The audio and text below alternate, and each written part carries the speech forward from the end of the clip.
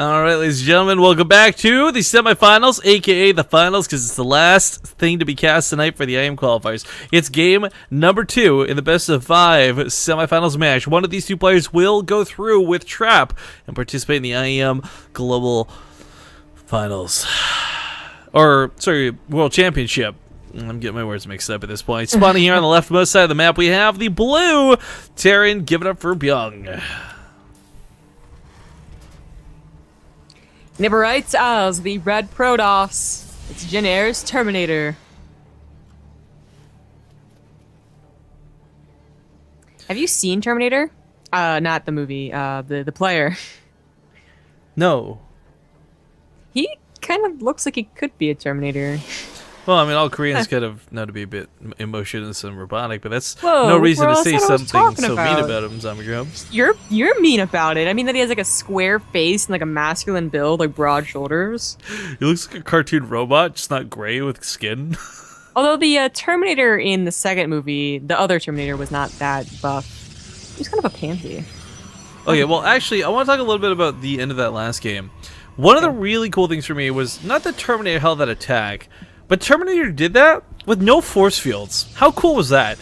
I remember there was a game not too long ago, Masa, I can't remember who he played. It was a Korean, was it JYP maybe? I'm trying to remember off the top of my head, but Yes, the mech game.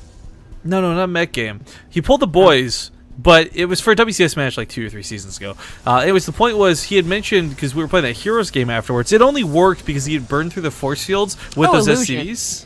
Yeah, Illusion, sorry, not Masa, my bad.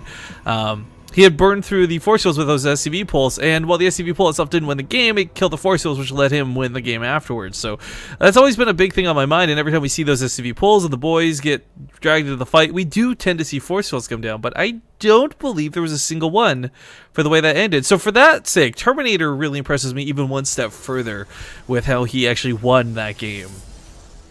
Yeah. Well, what's kind of deceiving is that I think the old saying or whatever was that you SCV pull into someone who doesn't have Storm. Once they have That Storm, too, you're kind of yeah. screwed. Unless you adapt and you go for like the Ghost SCV pull, but we're talking non-Ghost, right? But by going for so many Colossus, as long as the Colossus don't die before they get their shots in, they just do so much damage that it doesn't matter.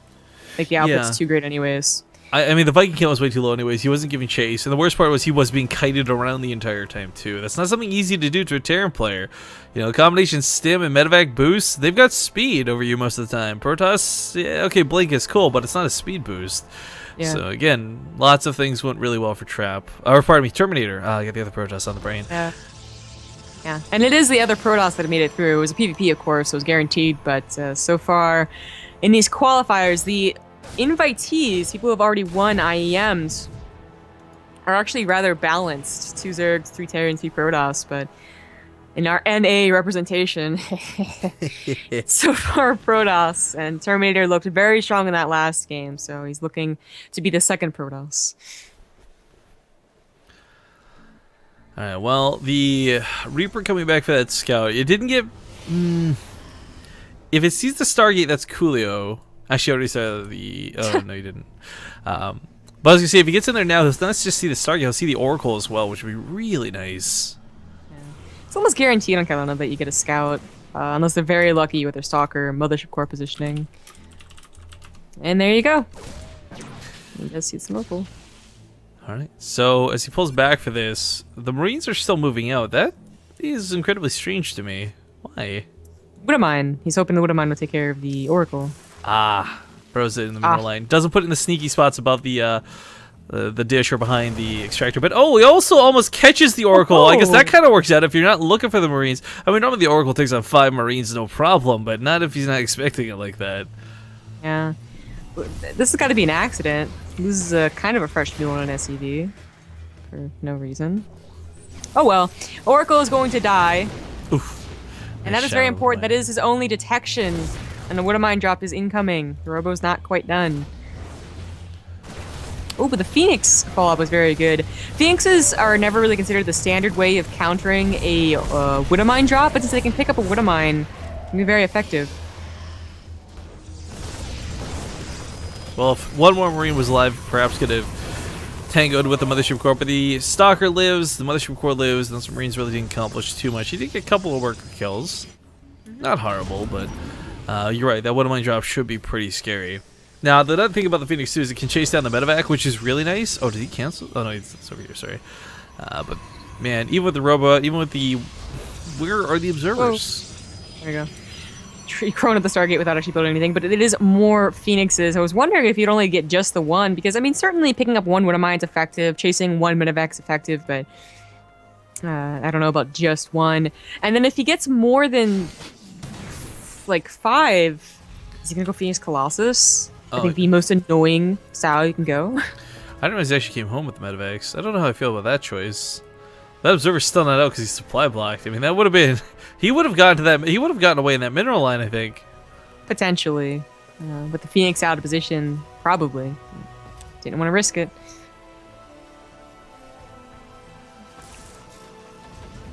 Well, again, just for anyone who might be new and joining us on the cast, whoever wins this best of 5 will qualify through. There's no actual finals match to be played out. Both the semifinals just simply determine the 2 players who qualify through, as I see it being brought up in chat. But, okay, he's going to move out once again. Phoenix is on the hunt. A cool, intentional move, although he does get far away from his Marines. But the Marines are going to, of course, cover the medevacs from taking too many pot shots from Phoenixes. Ideally, that is. Problem is, medevacs still go down pretty quick to Phoenixes, so they got to be careful. And that's pretty quick. There's no Colossus out quite yet, but it's about to pop out, and that's just Marines. This might be a move Bbyong regrets. Yeah, this is actually going to throw away a lot of his army value. I like that he changed up the strats this game, though, but Terminator kind of matched him.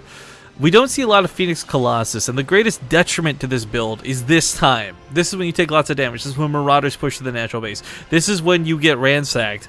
But because he's defended quite well up to this point, now that Colossus are on the way, he'll have the time to get the buffer a little bit later. The Phoenixes will do the job of chasing down the medevacs. They'll be able to grab time, beam up anything, whether it's a Woodamine or a Marine, but the Colossus bring the damage to the party, and this is getting really scary for Bbyong. Yeah. Well, macro is. He's up to 5 racks. Where is that 3rd CC? I mean, we haven't seen 2-base SCV pulls since, like, Bomber was winning left and right versus Protoss, so I don't expect it to be that. Well, I'm definitely feeling it here for Terminator. Just lots of things are going quite well for him. Phoenixes, well, my Jinx says, I say that, loses one on the top of the army, but it was one that got hit by the Woodamine earlier. However, Extended Thermal Lance is halfway done. Maybe there's a chance this finishes before the attack, and if it does, he takes us so one-sidedly. As again, there's maybe a Force Field underneath this, a Guardian Shield for sure, but either way, this is not that much bio. Right, yeah, definitely not. 3rd CC there goes on location. There is a proxy pylon, and probes can probably kill the SCV, so really, really annoying and kind of embarrassing.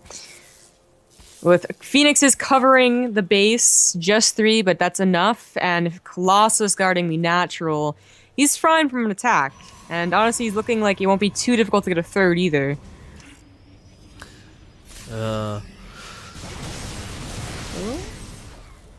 Okay. I like the whole position on the Zealots rather than setting them in. That could have been quite poorly. Picks off the Observer, nice snipe out of Bbyong. If this 3rd base actually does get up, he's going to start to pull ahead. But we got Templar Archives. There might be storms out really quick.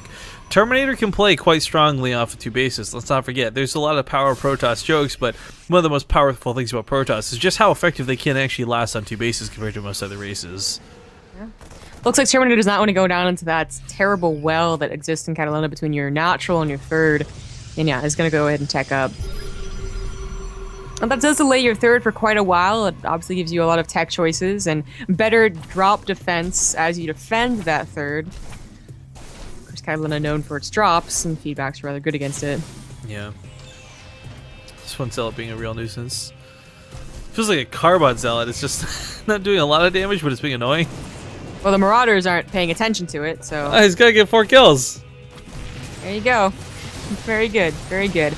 And also, the army has been drawn back for, I think, other reasons than that. Maybe going to go ahead and search for the proxy pylons that exist around the map, and as such, Terminator is going to be able to get down his own 3rd.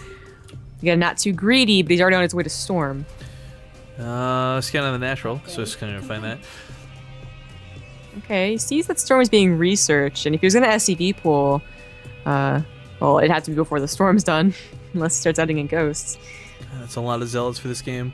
The problem I'd say though is they don't quite. I mean, okay, so once upon a time, guys, charge lot, zealots, charge lots and storm, they were the bread and butter of Protoss versus Terran. Then Widow Mines got introduced, and they're so good at dealing with zealots. Not only do they basically provide like a miniature EMP, they actually straight up kill a couple of zealots as well. So that really started falling out of favor for Protoss. But if he can catch someone like Bbyong with a really heavy Viking count, a lot of Marines and Marauders, and no Widow Mines, this heavy zealot count is going to work out really well. Oh, Storm did just finish, and he has 4 High Templars about ready to go with a Storm or 2. The Phoenixes are still patrolling the left side of the map, so he's good there, but decides to push in here. You just gotta assume they have Storm. Like, it's too terrible otherwise. Yeah, I mean, for what other reason would you have this many Templar out that early? You're not looking for that many feedbacks. You're hoping for that like 5-second difference between hitting them before Storm, and it just never seems to happen. Like, don't bank on it. So he takes a nasty Storm hit, but I think most of his army survived, or all of his army survived, and he gets out of there. But that's basically Terminator like, nope, you're not going to be able to get it. And where are those Colossus? Oh, they're in the main. He's pretty afraid of a sizable drop, and I don't blame him.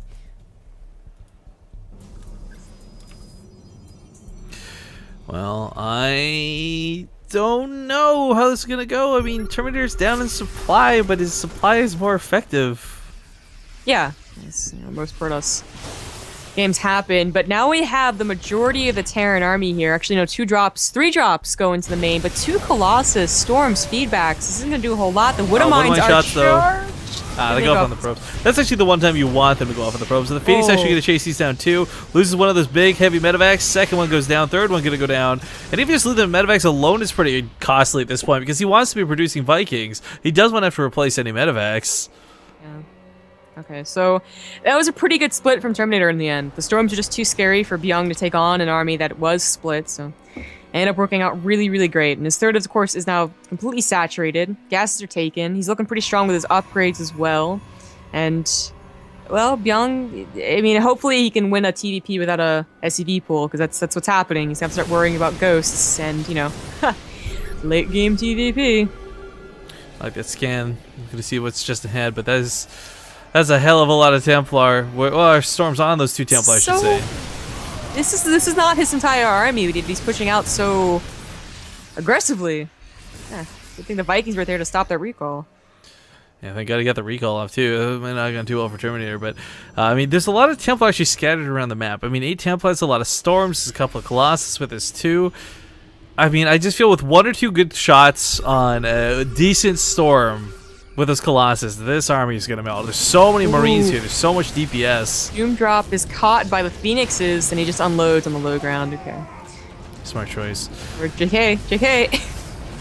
I was going to pick up and go for it. Meanwhile, the 4th base is going to have to get canceled. There's no way he gets this down. A couple of my shots, again, to just take the shields off the Zealots, if nothing else. Take a bit of the edge off of this engagement. But feedbacks go down. Doesn't quite get the medevacs there. They go into the natural base of cannons here, but not a lot to defend outside of that. The Photon Overcharge actually not even activated.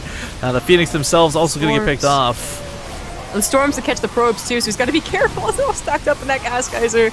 Oh, but that is right for Storms. They're mostly Marauders, so they're going to last through quite a few, and they're barely going to get the Nexus. But even still, barely was enough, and that's what he really wanted to do, cut into the economy of his opponent, who he canceled a 4th of. He knows it. 3rd base is all it's really money here for Terminator. Oh, man, these Widow Mines are doing so well. That's very, very annoying. Doesn't have enough observer coverage over the place. The drops are still dealing damage. The Marauders can definitely take a hit or 2 from the Zealots, and vice versa for the Zealots, so it's kind of a everlasting battle, but he's still only winning. I'm definitely feeling it for Bbyong, though. He's been doing all of this without ghosts. I think that's what's the most impressive thing. We finally have personal cloaking being researched. We might have a couple of ghosts finally added to the army, but I mean, Widow Mines, Marauders, and Marines have been working quite well. This gets even better when you start getting those snipes involved, when you get those EMPs involved. In the blink of an eye, Terminator went from being a very calm, solid game to being kind of hectic. I mean, he really needs that 4th base, and Bbyong's now on 5. The Phoenix has had pretty good control earlier, but there's not even a threat to them. The Let's just say screw it, boost right through. They boost through 3 cannons and 2 Phoenix because they just don't give a gosh darn. The Colossus, the retreat from the Marauders. The Marauders are going to pick that off. Marauder damage is so good versus Colossus, but this drop does get cleaned up. However, not without consequence. Third base under attack, and the probes are dying. And Bbyong, he looked really bad in that first game, but he really brought it back here in map number 2. Yeah, really looking very strong when it comes to drops, and as such the late game TVP. But don't forget that Terminator's also played a different style, one that should have been better against the drops, but yeah, Phoenix Colossus should have had that on lockdown for this game. Yeah. Bbyong, by the way, has also expanded on location in 2 different bases while all this has been going on. More drops. Man, you don't see the normally these feedbacks. They're stalkers. They're waiting, and you just can't unload anything. There's not. He's not gonna feedback. It's too late. Storm's all I can really do, and even the storm's not gonna do that much. That first drop that started this whole tumble on the hill. It No. should have not happened. There were 2 High Templars that are full on energy, but they just weren't around the edges. They could have helped out those Phoenixes, and well, most of this wouldn't be happening right now. Yeah, But it seems like this is too much. The snowball effect may be a little bit too. I'm really curious about this, by the way. He's had this down here for a while. So it's Templar on that side, but another base goes down, and this gets worse and worse for Terminator. He doesn't even have 3-3. This is kind of key, actually. Normally it's the Protoss who's on 3-3. Doesn't matter. GG's called. Bbyong will take game number 2, tying up the series 1-1.